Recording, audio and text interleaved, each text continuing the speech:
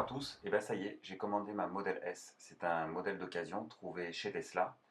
Alors comme vous pouvez le voir déjà, elle est en version en couleur titanium, donc une couleur qui a été enlevée du catalogue. C'est un modèle d'occasion de 2015.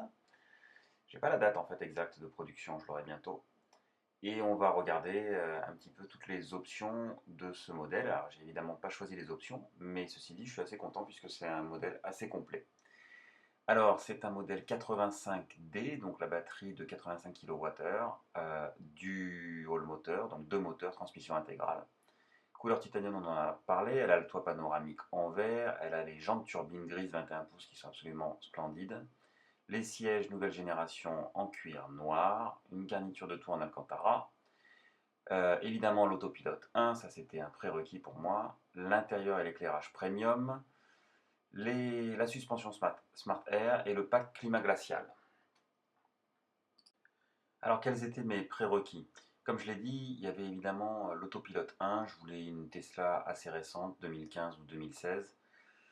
La couleur n'avait pas d'importance pour moi, et après dans les options, le package premium, j'ai eu la chance de monter dans une Tesla qui était équipée de ce package premium avec le toit en Alcantara et toutes les touches d'Alcantara, j'ai trouvé ça assez classe.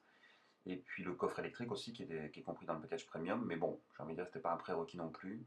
La suspension Smart Air, c'est un peu plus compliqué, il y a beaucoup d'avis sur internet, globalement ceux qui l'ont l'adorent, ceux qui ne l'ont pas disent qu'on peut très bien s'en passer.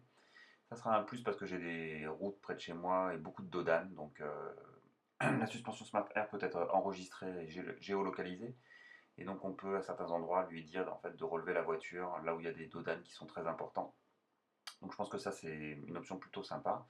Le toit ouvrant panoramique, je l'ai eu dans une Tesla que j'avais en 2015, que j'ai loué en 2015. C'est un plus pour l'été, c'est sûr. Et puis le Cold Weather Package, alors ça, je vis dans le sud de la France, donc pour moi, c'était pas vraiment important, mais ceci dit, c'est plutôt agréable d'avoir notamment le volant chauffant. Les jantes 21 pouces, alors ça, c'était pas un prérequis du tout. Je les adore, je les trouve magnifiques, mais je sais qu'elles sont très fragiles et sensibles et qu'elles n'aiment pas les trottoirs. Donc voilà, il va falloir faire très très très attention.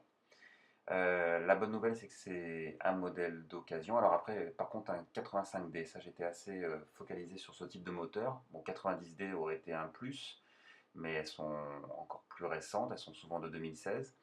Mais la 85, c'est une très bonne taille de batterie et une très bonne autonomie.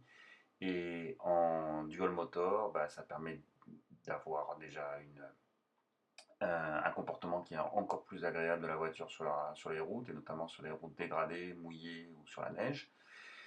Et puis surtout, ça permet d'améliorer encore les performances avec un 0 à 100 qui est annoncé entre 4 secondes et 4 secondes 4. Ça dépend un peu des sites et ça dépend des modèles ou peut-être aussi des jantes.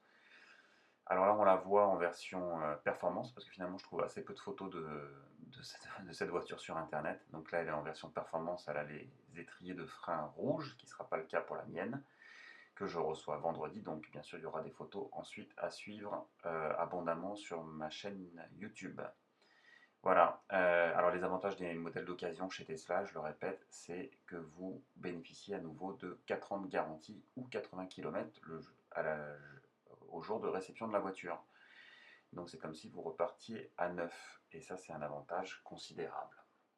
En tout cas, je vous dis à vendredi où j'aurai le plaisir d'aller chez Tesla chercher ma Model S et de la conduire enfin, de partager avec vous ce moment. A très bientôt sur la chaîne YouTube.